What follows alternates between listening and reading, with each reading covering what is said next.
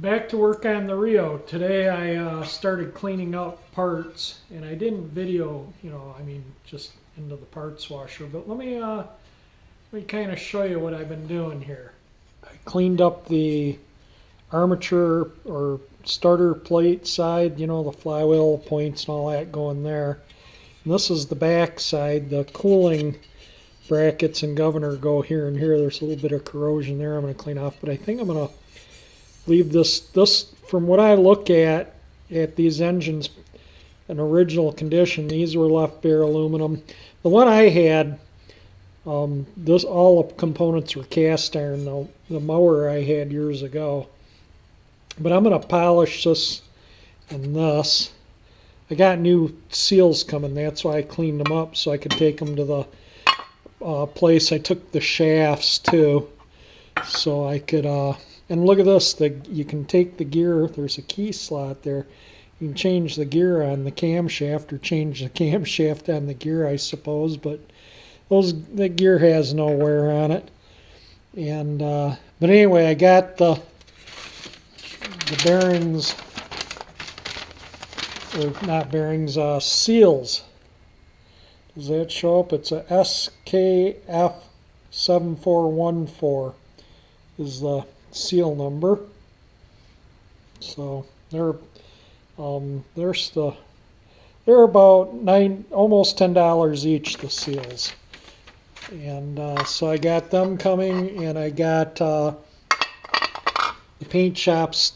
The seals will be in tomorrow afternoon. The paint shop is mixing me up some green paint. I left them the other one of these that had a little better paint on the back side, and that should be done within the hour. So in the meantime, I'm just going to start cleaning and buffing parts, and I'm not going to show you me working in the parts washer here, but I'll show you what I've been doing.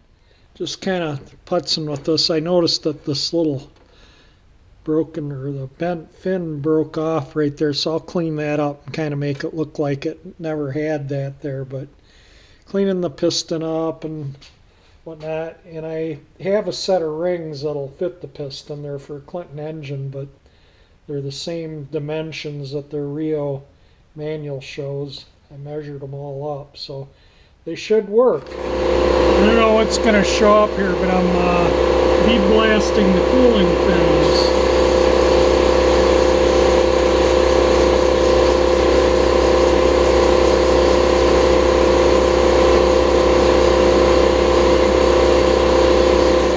Motor through the glass bead cabinet, and glass beads I use them because if you don't clean every little speck out, it doesn't destroy the engine. But I cleaned it out pretty good. I'm going to hone the cylinders. I gotta do the valves up, but this exhaust valve port was almost totally plugged with carbon. I scraped it out with a screwdriver and then had to bead blast it, but came up pretty darn clean, ready for paint. I took that little breather out, and I made sure I didn't hit the inside or the bearings or stuff in here, because I don't want to take a chance on damaging those bearings or anything. But you can see it cleaned up pretty darn good. I cleaned up the back side of the armature plate. I didn't want to go too hog wild on it, make it look like chrome. I kind of want to make it look like the original die-cast aluminum. That's pretty clean from being greasy and stuff, so you can kind of see what it would have looked like. And I'm doing the same with this cover for the cam, because that was unpainted, this was unpainted, and the sump is unpainted. So I'm just cleaning them up, and this is what I'm using. This stuff works pretty good. It's just like a wadding that you just kind of like so,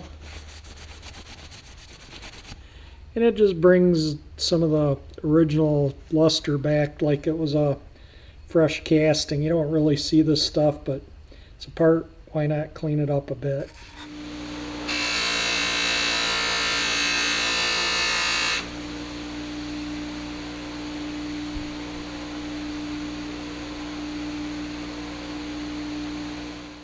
Yeah, it cleaned up nice. Can you see the writing on it? States clean when dirty. Washing gasoline, drain, re-oil. Yeah, it'll be fine. Finished cleaning up this hole, getting that bit of metal off and rounding out the hole. This one was fine. That one needs welding up. So I'm going to drag the welder out and weld that up right now. All the holes repaired. I'm going to bead blast this so I can metal etch prime it, because I might have put just a tiny little filler right there. And I think that's it. Maybe a tad there, but I think I got all the dents out. But after I prime it, I'll go over with a sandpaper and make sure I got all the dents out. Or maybe just even after bead blasting. You can see some manufacturing, where they stamped it. It's not perfect. It's a lawnmower engine. They didn't make them to be, like a car fender or something, but looks pretty good. I'm gonna, like I say, I'm gonna bead blast it and prime it.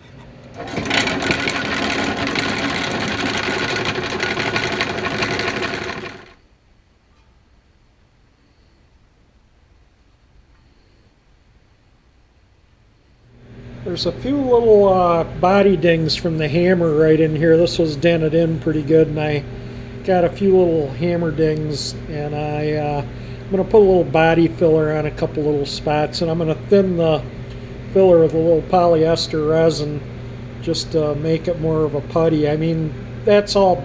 Body filler is basically polyester resin. By the way, this is the next day, but I just wanted to kind of show.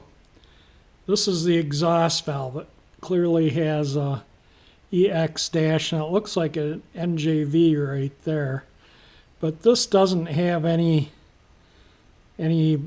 wear on the stem whatsoever. That stem is in really nice shape. And the valve seat is all nice, so I think I can just lap this in. You can see the intake. Let me get it out of here. Has like a bunch of, looks like it's set way in there, but that's just carbon on the valve. And so I'm going to clean this one up next, but I just wanted to show I did the exhaust, and like I say, I'll lap them in before I put the motor. I'll lap the valves in, readjust the valve lash, make sure the valve lash is right. But next is we're gonna do the intake valve, and just kind of putz along here. I'm gonna paint the engine before I assemble it, because you can see clearly it was painted probably as a raw casting before it even went in for machining, and that wasn't uncommon for companies to do that. Ford did that with their flathead V8s. Engines were cast, thrown outside to cure and rust, and then they're painted and machined. So that's what I'm gonna paint this one, and then I'll put it together. So I don't damage the stem where it runs through the guide. I just whoops, let me get some tape off here. I just tape that stem up so it see, you can see where the travel ends.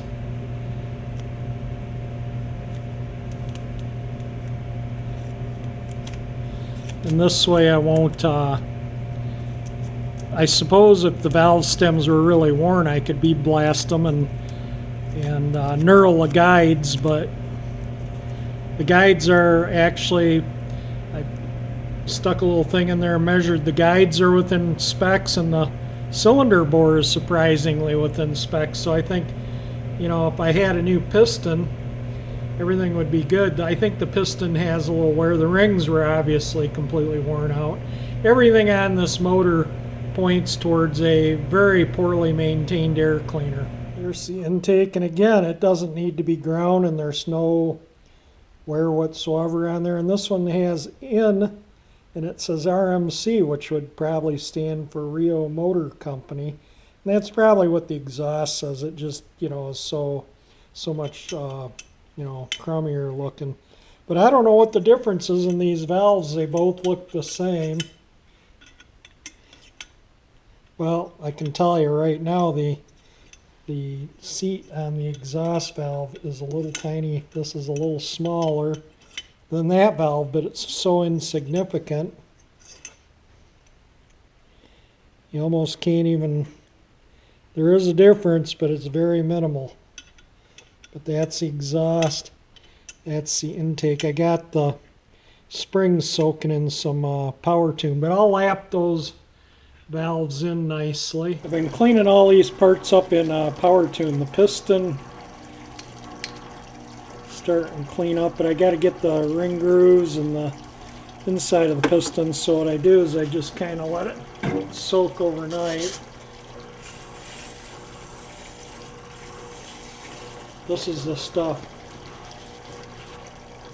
right here that I'm talking about. I'm using again.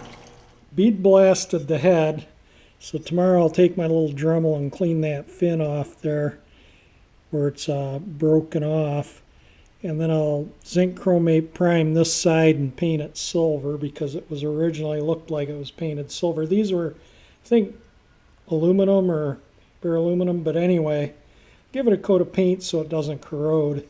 And I bead blasted this side, and I took this side to a flat surface and, you know, just to make sure it wasn't warped or anything.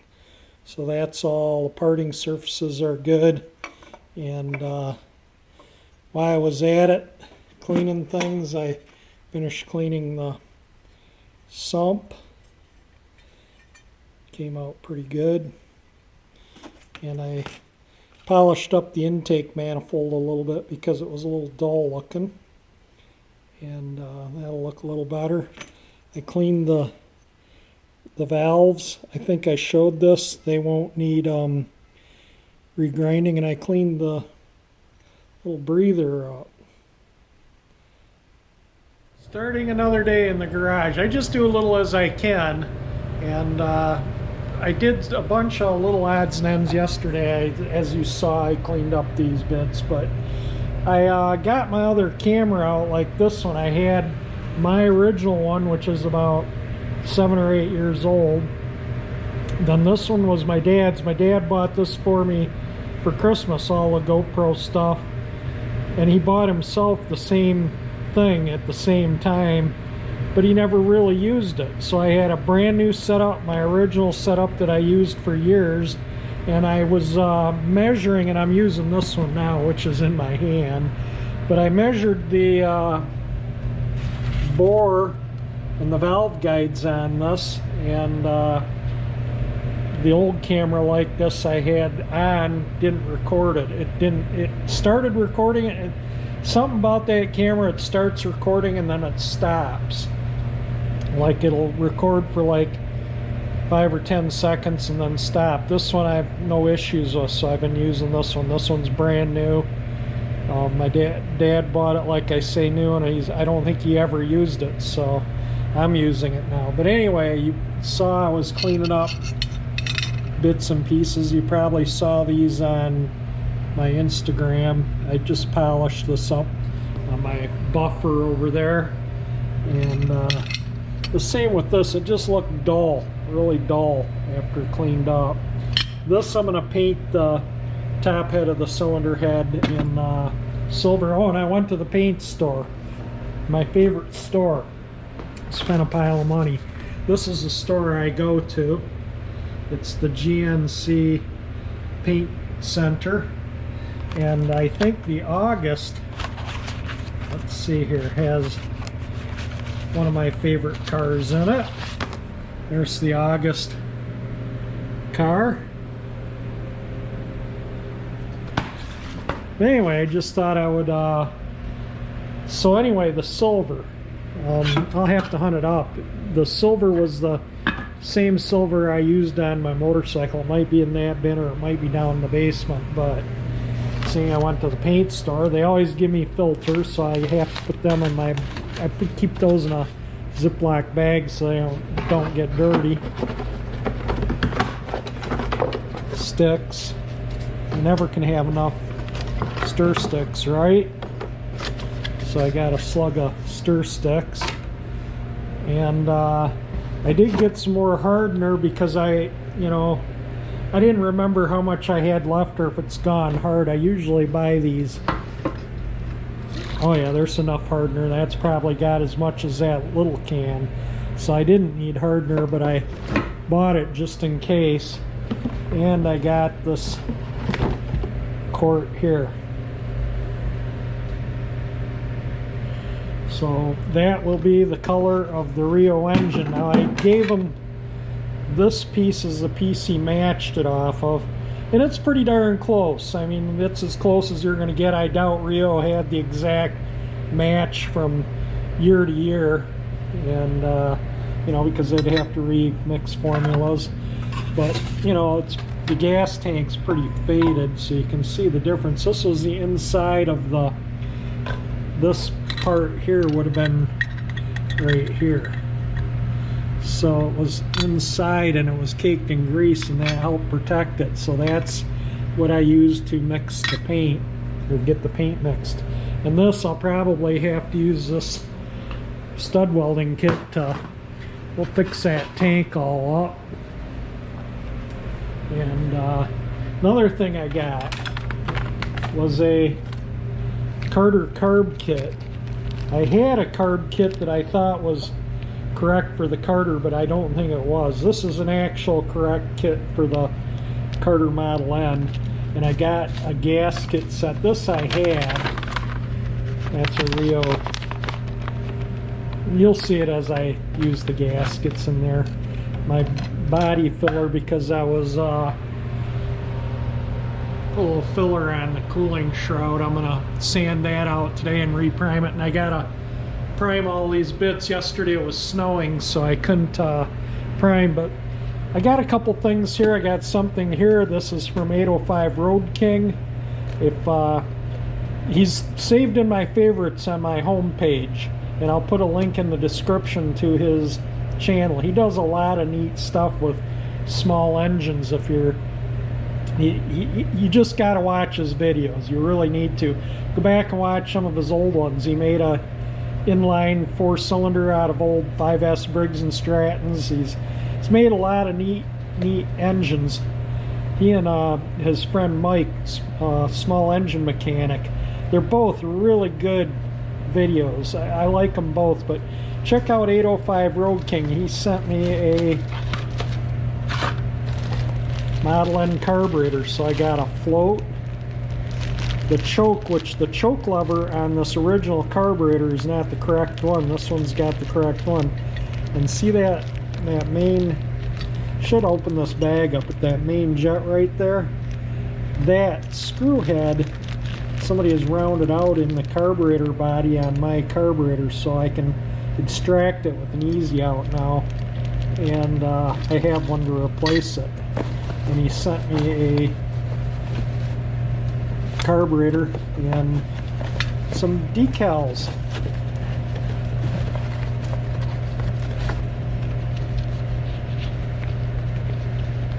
Go check his channel out. Highly recommend it. Really good mechanic. I'd trust him to do anything on anything of mine.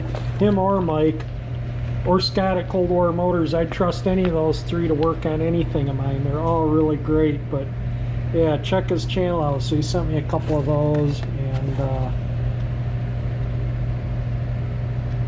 there we go.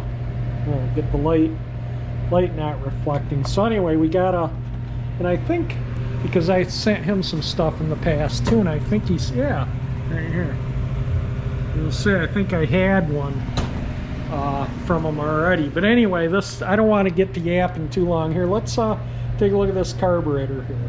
There we go. I replaced my Pug Life one with 805 Roadking. I used to back in the day, in the Dave's Farm era, I don't know if any of you watched him back in, you know, I'm talking 8-10 years ago. And Pug was one of them that used to go to Dave's Farm, and there was Crazy British Bloke, and 3D Machines, which used to be Beavis and Butthead before he became 3D Machines, used to go there. Redneck Rickham, there was quite a few of them, you know, and they all went and hung out there, and that isn't too far from me, and I went there once, and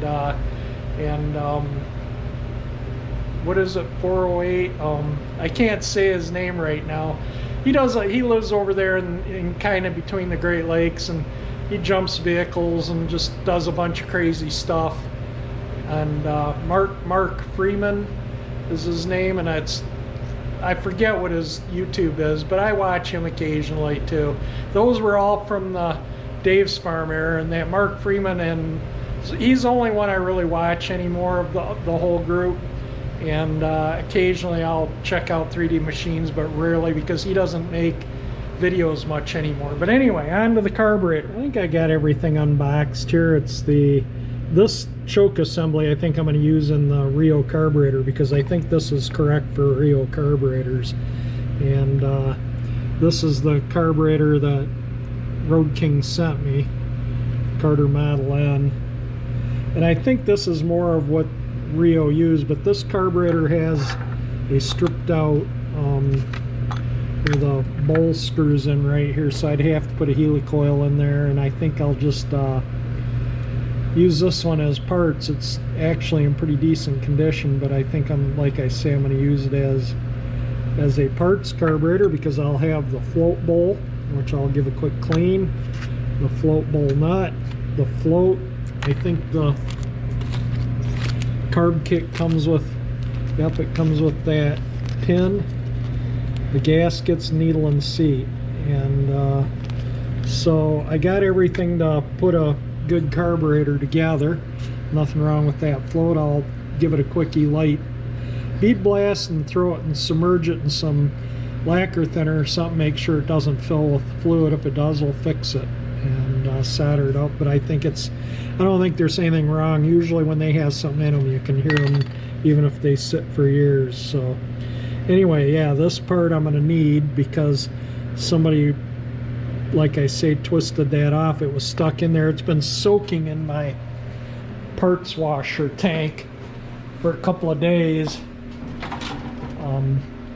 And I put power tune in it, and I put, there, now you can see it. Before you couldn't even see that in there. But I put power tune in it, and penetrance and everything else under the sun. But I think this carburetor will clean up. I'll just change that choke shaft. I gotta repack and fix that up. But that carburetor will definitely work. Got the piston still soaking.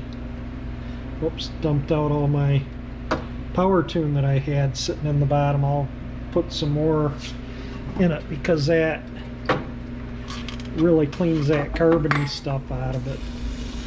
And I think I'll give the carburetor another load of juice here.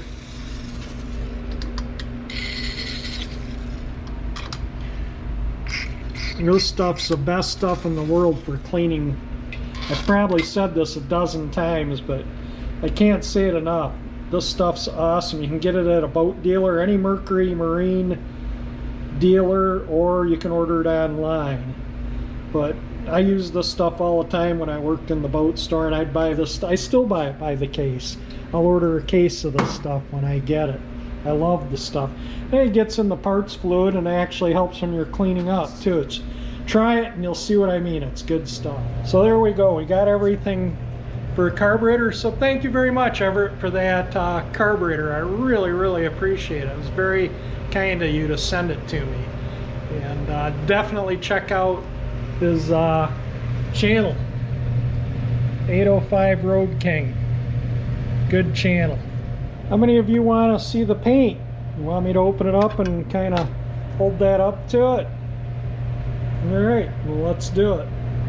I did not put this in the paint shaker. I guess I should have. It's been, I went there a few days ago and had it mixed, and it's just, today was the first day I was able to get back and pick it up. But that looks like it's going to be a pretty darn good match.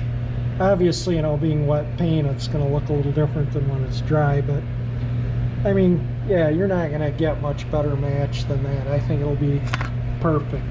So it is a PPG paint shop line, which is an acrylic enamel, and like I say, use a hardener, and I'll probably, being a engine that's going to be oily, I'll use a little smoothie with it. And it has like an eyedropper, so you can just put what you need in the paint. That'll last a long time. That smoothies, I bet you that can't bottle of smoothies 20 years old. And then I'll use probably a fast dry reducer. Right there, that's the reducer I'll use. I think this is a medium dry. Yeah, if I was painting a bigger area on a warmer day, I'd use that, but I'm painting a small area on a cold day, the fast dry is what I'll use. So that's just kind of what I'm going to do when I get ready to paint it. And I'll do a separate video when I go to paint it. Like, I'll do this video like I did the brake booster. So I'll finish cleaning it up, wrap this video up, we'll do another video on painting it. So alright, let me get these bead blasted, this sanded out, those zinc chromate primed, and I gotta hone the cylinder and wash this with soap and water, and then I'll zinc chromate this too, the casting. So I'm gonna use a brake cylinder hone, and I gotta be careful because notice there's a hole there. Let me see if I can get the light in there a little better. Can you see them down in there? That one pin is this for the followers on the camshaft, you know, off the cam. Those go like so, and the other one's the camshaft. That's the cam bearing right there where the cam runs, but the rings don't travel beyond that. And so I think it'll be fine to run a hone down. Just be careful because the brake cylinder hone's a smaller hone. I'll show you. This is the hone I'm going to use. Oh, those won't go in those. Okay, so that'll be fine. Might get caught in that bottom one because the way that bottom hole was. See if I can show you. See how it kind of ends at the bottom of the cylinder. So I probably won't hone that far down. Still see the machining down in there. I guess as long as I'm yapping, I might as well show you this too. After my surgery, once I've recovered enough to where I can, you know, lift things and work in the garage again, which probably be a month or two, I got this is the gasket set for a Muncie 318 3-speed manual in the 59 Chevys. That's the number if you need one. I got a tail shaft seal. I honestly don't see a number on that. And I got a new bushing. It just says 20A for the yoke for the drive shaft. If you're going to have your trans out and apart, it's nuts if you don't replace this bushing, because you'll have a tail shaft leak if you don't. And, you know, I'll put a new, this is the only seal on the whole gearbox other than these O-rings for the shift shaft and the speedometer.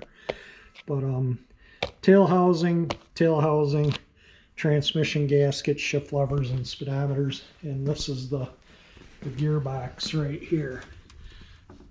And I'm going to do a video on putting a new, it's got a bad synchro clutch. Let me show you what that is. The synchro clutch and its part number. They're extremely hard to find.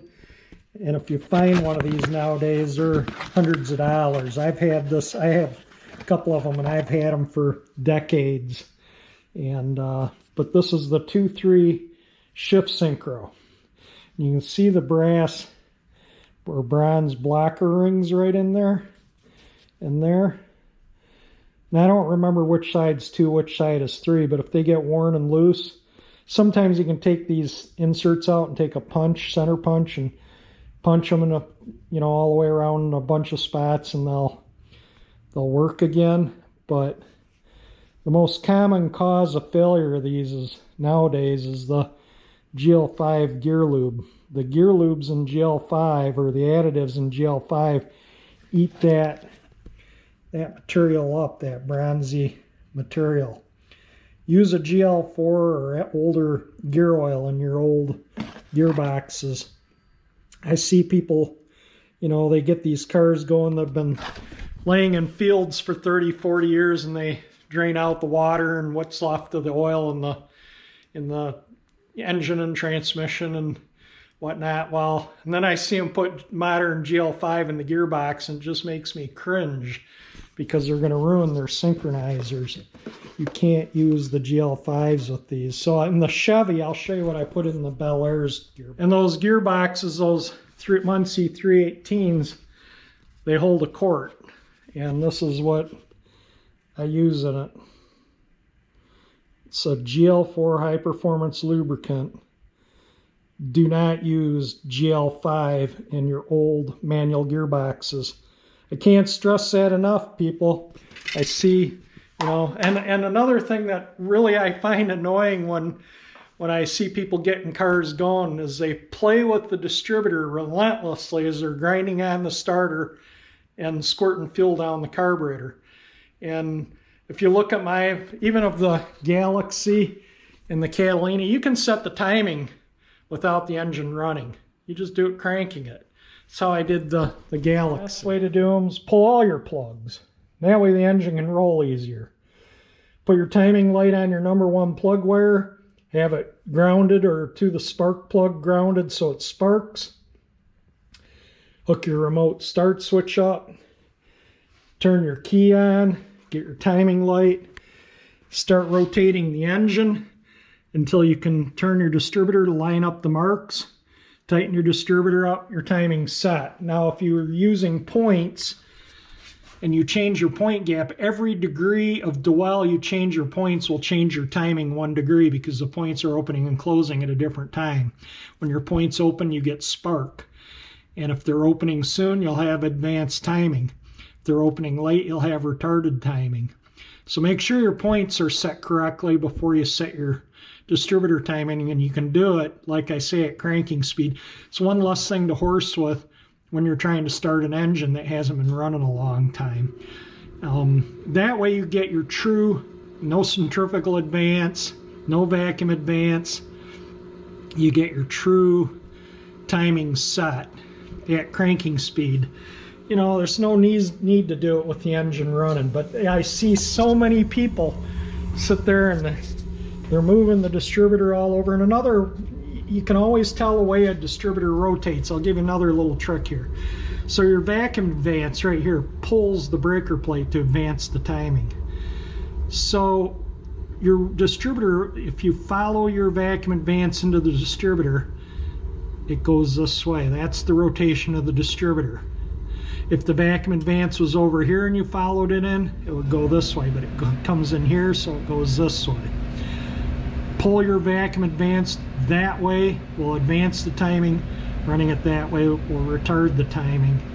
You know, a lot of people don't know this, and they just willy-nilly sit there and play with their distributor, and it just makes me cringe. One of the things I can't stand. It takes just a few minutes to time the engine correctly, cranking it. And you can do it with the plugs in. The plugs don't have to be out, but it just makes it easier to crank a little quicker doing it with the plugs out.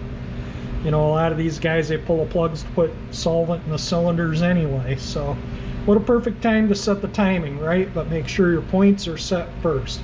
So that was just a little bit of a rant on one of my pet peeves I see when I see these people starting these old cars that have been sitting forever.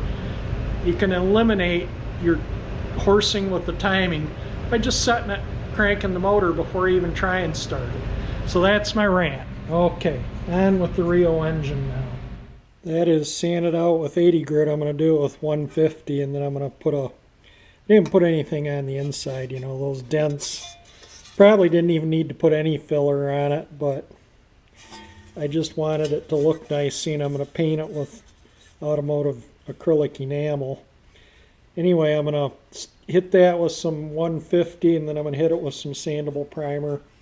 And then I'll sand it with some probably 400, and then that'll be ready for paint. So I went down in my sandpaper hoard. I have like 2 ginormous Tupperware bins of sandpaper that I've picked up in estate sales. So I have this wet drying 120. I don't know if I'm going to use that or not, but I got 320, and I think I'm going to, this is 120 also.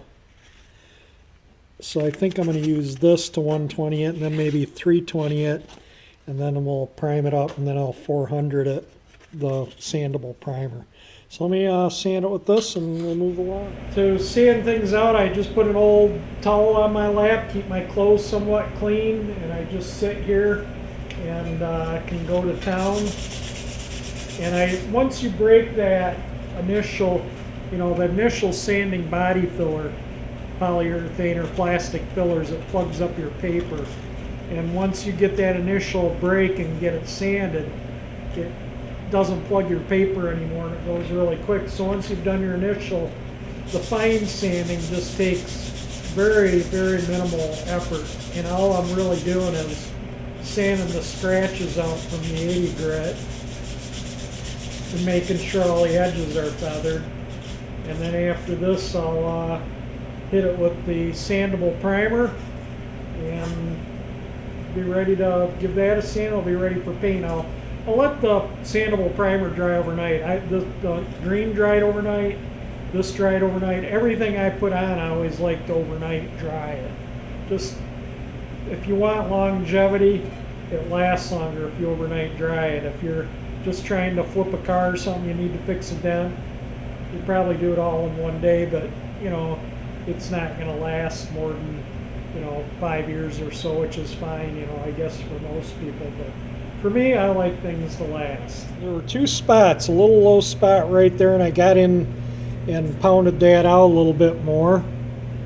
And just a little bit right in here. So I'm going to hit those. I'm going to hit this one over here first.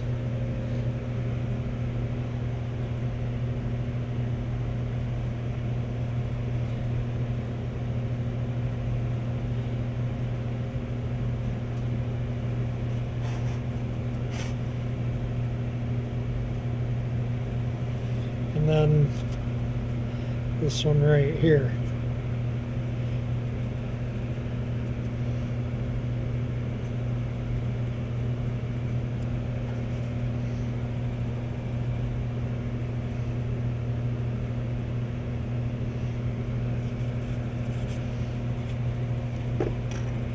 Do as little sanding as possible, so I try and just finger bondo this stuff.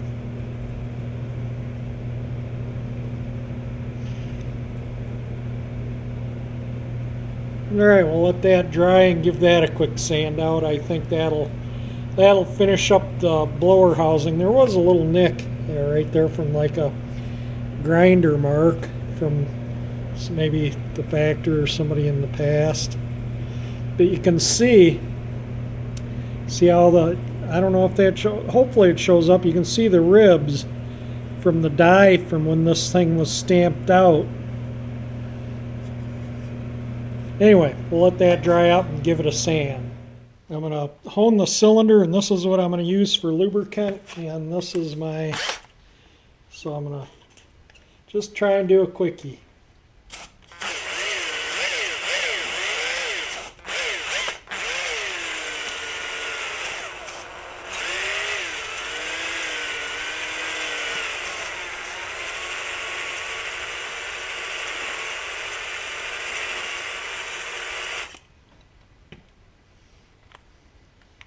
I think I'll slow the... There.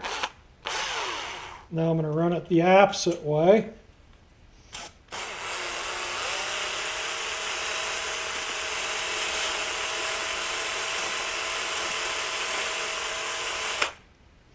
And I'm going to call that good.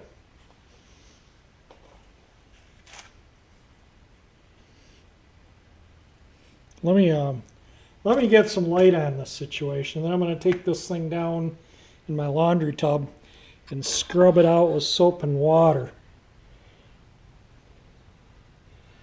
Does the machining show up there? I don't know if it does or not. I can't tell, but cylinder is honed. And whenever you hone a cylinder, oily rags won't clean that honing material out. Brake clean won't clean it out. Carburetor cleaner won't clean it out.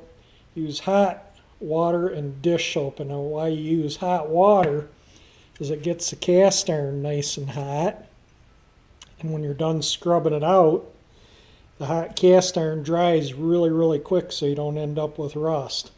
And then I'll oil the cylinder and the valve guides, tape all the parting surfaces off, and we'll blow a coat of primer on it. Mixing the primer up again. By the time I got it back out here, it was almost totally dry. I'm going to blow it out with compressor, but that way you get all the, you know, I glass speed blasted it, so you get all any chance of glass beads or anything. But I'm going to blow all everything out with compressed air.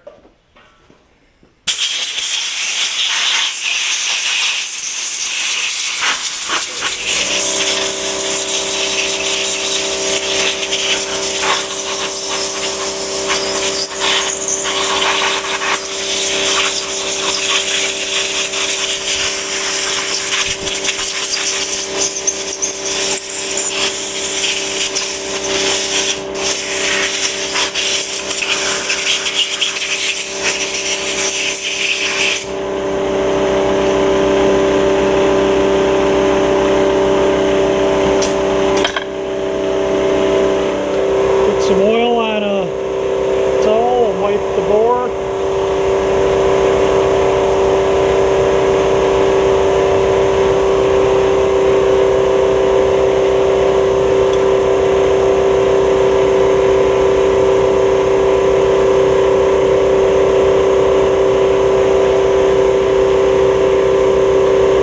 Not worried about little surface rust on the parting surfaces. That stuff just wipes right off.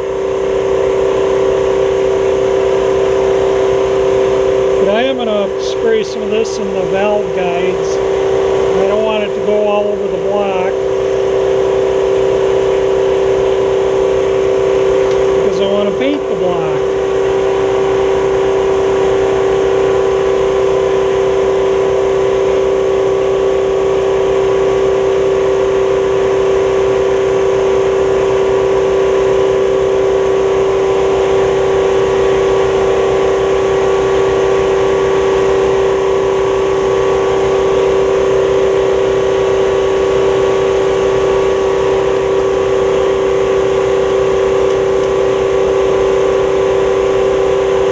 There we go, the cylinder is honed. I'll stop the video until the air compressor turns on. There we go. I wanted to oil the cylinder right away, so that's why I did it while the air compressor was running, and I wanted to show you. So now I'm going to tape off the parting surfaces, and I just do it like this, and then I just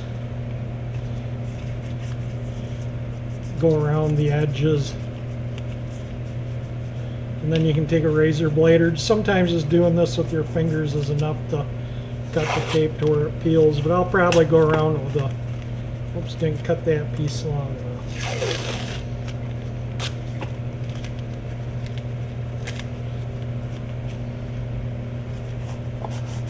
Alright, so you kind of get the picture of how I do this. Oops, there must be oil on the, no big deal if I get a little overspray on the parting surface or something. Not concerned about a little lacquer thinner will wipe it off, won't hurt anything anyway. Alright, let me go around and tape this whole thing up and then we'll get it primed. I did kind of just a quickie on masking it. I'll do a better job of masking it when I go to paint it, but I'm going to prime it this way first so I can get this side of the fins, and then I'll turn it up this way, and I'm just going to take it outside, set the cardboard on my chair, and this is what I'm going to prime it with. I'm just going to put a light coat of this on it.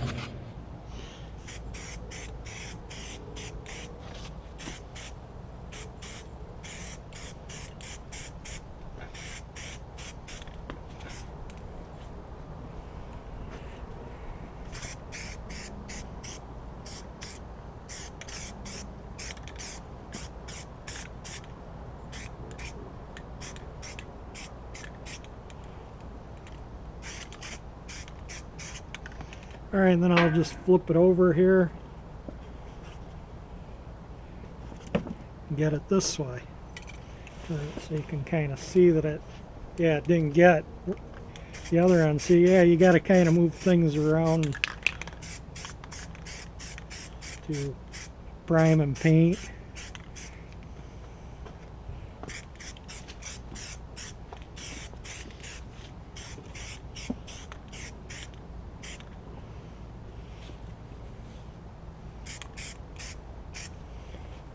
If you get way down in the fins, hold your spray way back and you get right up to the cylinder liner. If you get too close, it just doesn't get in there. So that looks pretty good. It's just an etching primer. It doesn't need to be terribly thick. And let's take that inside so it can dry. Now moving along, so this is all basically primed up and ready for paint. Cylinders on. I got to lap in the valves, you know, nothing major. Set the ring gap, but I can do that with this assembly painted. And I gotta, in the next video, I'll fix where it was broken here. I'll prime this with that same metal etching primer and paint that with a metallic silver I have that I used on the crankcase of the XL175. And I got, in the next video, I'll fix the dents in this gas tank. May have to use that to pull it. If I can't get in there and push it out, we'll see. And then I gotta finish the carburetor that Roadking sent me. Thank you very much, Roadking, for the carburetor. And I sanded that filler and put some sandable primer on that. So I'll let that dry a day or two and give that a sand out, and that'll be ready for paint. So the old REO is moving along. If you liked the video on the REO, definitely hit the like button. Stay tuned to see it finished up. And thank you for watching my videos.